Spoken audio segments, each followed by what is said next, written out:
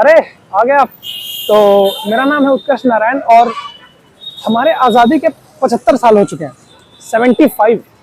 और पूरा का पूरा भारतवर्ष आज आज़ादी का अमृत महोत्सव मना रहा है। हम भी मना रहे हैं, लेकिन आप अपने देश से प्यार तभी कर सकते हैं जब आपको अपने शहर से प्यार हो।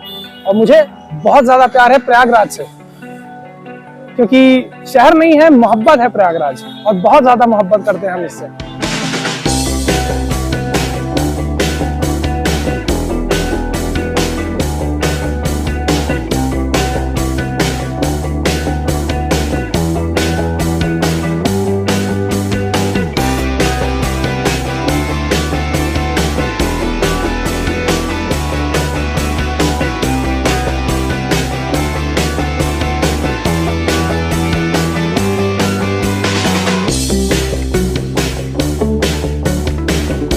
मुझे भारत से, भारत की संस्कृति से, भारत की तहजीब से, यहाँ तक कि भारत की खुशबू से बहुत ज़्यादा प्रेम है। लेकिन समझने वाली बात यह है कि आखिर देश कहते किसको हैं। मतलब पृथ्वी पर धरती के किसी टुकड़े को जो सरहदों से बंधी हुई है, क्या उसको देश कहते हैं? या फिर कई सारे शहरों के समूह को जो मिल करके एक प्रदेश का निर्माण करते हैं और उन प्रदेशों के समूह से जो चीज़ बनती है उसे देश कहते हैं? तो फिर यूनियन टेरिटरीज कहाँ से आ गई? क्या राष्ट्रीय पशु या पक्षी डिसाइड करते हैं कि आखिर देश क्या चीज़ है? या फिर ये फैसला राष्ट्रीय ध्वज करता है या फिर राष्ट्रीय स्तंभ करता है कि देश कहते किसको हैं? क्या ये हिमालय, ये पहाड़, ये नदियाँ, ये गंगा, ये यमुना या फिर ये सागर, ये डिसाइड करते हैं कि आखिर देश कहेंगे किसको? या फिर यहाँ पर बन रही बड़ी बड़ी इमारतें, चौड़ी चौड़ी सड़कें डिसाइड करती हैं कि आखिर देश कहेंगे किसको? नहीं, मेरा मानना है कि देश यूनिटी इन डाइवर्सिटी को कहते हैं। मतलब कई लोगों के कई समूह, और उन समूहों के रहन सहन अलग, खान पान अलग, पहनावा अलग, बोलचाल अलग, संस्कृति अलग, यहाँ तक कि विचार अलग और विचारधारा भी अलग, लेकिन सब एक साथ रहते हैं।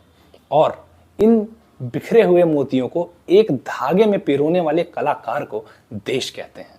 और भारतवर्ष बहुत ही बड़ा कलाकार है, और अब इतना बड़ा कलाकार है तो इसका इतिहास भी बहुत ही कला से भरा हुआ होगा, बहुत ही विचित्र होगा। गुरु, विचित्र इतिहास की बात अगर छिड़ी गई है तो सबसे पहले बात करेंगे अपने तिरंगे के बारे में, जो हमारे देश की पहचान है। सबसे पहले इसकी नींव रखी गई 1906 में, फिर 7 में बदला, फिर 17 में, फिर 21 में, फिर 31 में, और फिर कहीं जाकर के 47 में हमें वो रूप देखने को मिला जिसमें हम इसको आज देखते हैं। लेकिन बात करेंगे प्रयागराज की, क्योंकि यह शहर आज़ादी के महत्व को समझाने में सक्षम है।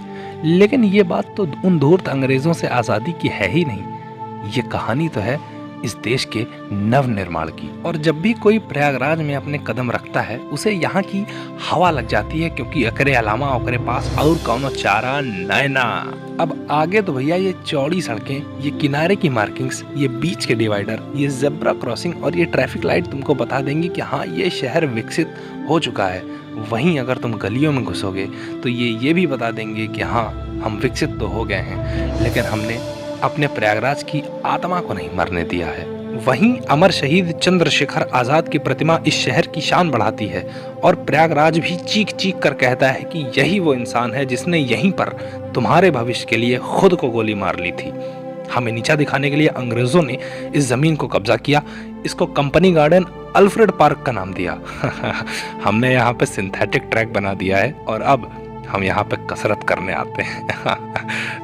#Revenge taken. और इलाहाबाद उच्च न्यायालय को तो भूलना मत, क्योंकि यही वो हाई कोर्ट है जो सिर्फ प्रयागराज का नहीं, पूरे उत्तर प्रदेश के न्याय का साधन है। Just wait and watch. I will see you in court. और प्रयागराज में ही न्याय की देवी रहती हैं, जो आंखों पे पट्टी बांधकर और हाथों में तराजू लेकर ये सुनिश्चित करती हैं कि किसी के साथ अन्याय ना हो, क्योंकि कानून अंधा है। इस खूबसूरत शहर में ढेर सारे खूबसूरत चौराहे हैं जिनकी खूबसूरत कहानी है, और ये सारी कहानियां एक खूबसूरत भारतवर्ष से जुड़ी हुई हैं, जो कि एक बहुत ही खूबसूरत इतिहास का मालिक है। जैसे बाबा साहब को हम कभी भूले नहीं, उनको अपने दिल में जगह दी। महान वीर एकलव्य के विद्यार्थी गुणों का हमने हमेशा स्मरण किया और उसे अपने जीवन में उतारने की कोशिश की।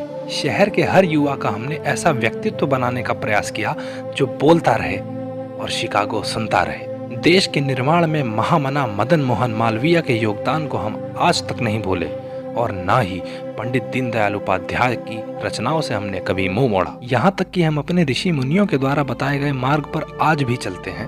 वो बात अलग है कि भारद्वाज पार्क में आज कुछ और ही होता है। तुलसीदास की वाणी से हमें आज भी मार्गदर्शन मिलता रहता है और प्रयागराज में हर धर्म का सम्मान आज भी बरकरार है, क्योंकि यही देख लो, शहर का सबसे बड़ा चौराहा उस धर्म को समर्पित है जो किसी दूसरे देश से आया और यहाँ पर आके अपने पैर फैलाए और हम सब उनका सम्मान करते हैं, क्योंकि सांस्कृतिक भिन्नता होने के बाद भी सामाजिक एकता बनी हुई है और कई चौराहों पर तिरंगा शान से लहराता हुआ दिख जाता है। तमाम चोचले, झालर मोती, आला बाला, आचा पाचा की जरूरत नहीं है। बस इस शहर को और इस देश को तिरंगे से सजा दो, खूबसूरती अपने आप बढ़ जाएगी। इस स्वतंत्रता दिवस हमने आज़ादी का अमृत महोत्सव मनाया और 15 अगस्त 2022 की तारीख एक ऐतिहासिक तारीख बन गई। एक बहुत ही खूबसूरत इतिहास बन गया। वो सब तो ठीक है, लेकिन हमने इस इतिहास की बात की ही क्यों?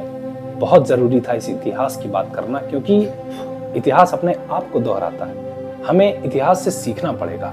हमारा इतिहास हजारों लाखों साल पुराना है। हम जो भी चीजें इस्तेमाल कर रहे हैं वो हमारे पूर्वजों से हमारे पास आई है और हमसे हमारी अगली पीढ़ी तक जाएगी। तो अगर आप थोड़ी सी बिजली ज़्यादा यूज़ कर रहे हैं तो आप ये समझ लीजिए कि आप अपनी अगली पीढ़ी की कर रहे हैं, वो उनकी है। ज़्यादा ईंधन यूज़ कर रहे हैं वो उनकी है। ज़्यादा पेड़ काट रहे हैं वो उनका है। आप ज़्यादा प्लास्टिक यूज़ कर रहे हैं तो आप ज़मीन का उपजाऊपन ख़त्म कर रहे हैं और उनको भूखा मारने की आप साजिश कर रहे हैं। इसको समझना होगा। कई बार हम अपने इतिहास पर बहुत गर्व करते हैं, हमें भी तो ऐसा बनना पड़ेगा कि हमारी अगली पीढ़ी हमारे ऊपर गर्व करे। इतिहास से प्रेरणा लेकर और मन में बदलाव का संकल्प लेकर अगर हम पीछे मुड़कर देखें तो हो सकता है हमारे पीछे कोई ना हो, लेकिन हमें चलते रहना होगा। हो सकता है कि इस सफर में हम कई अनुभवों के करीब से गुजरें। कदापि संकल्प के कारण हमें कई अनुभवों को दूर से ही प्रणाम करके आगे बढ़ जाना पड़े। ऐसा भी हो सकता है। हो तो ये भी सकता है कि हमें अपनी परछाई से ही जूझ कर लड़ना पड़ जाए। क्या पता हम जितनी तेजी से ऊपर चढ़ें उतनी ही तेजी से हमें नीचे गिरना पड़ जाए।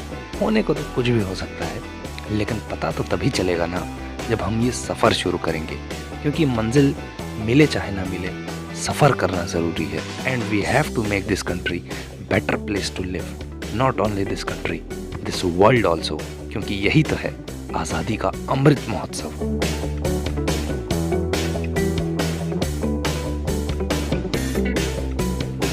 तो हमने इतिहास की बात की। इतिहास खुद को दोहराता है। जैसे पिछले साल 15 अगस्त का वीडियो बनाया था, इस साल भी बना रहा हूँ। पिछले साल वाला देखना है तो यहाँ जाओ, और भैया रक्षाबंधन का वीडियो बनाया था, यहाँ जाओ, देखो, मजा आएगा। जय Hind and lots of love from the bottom of my heart. Destination Utkarsh.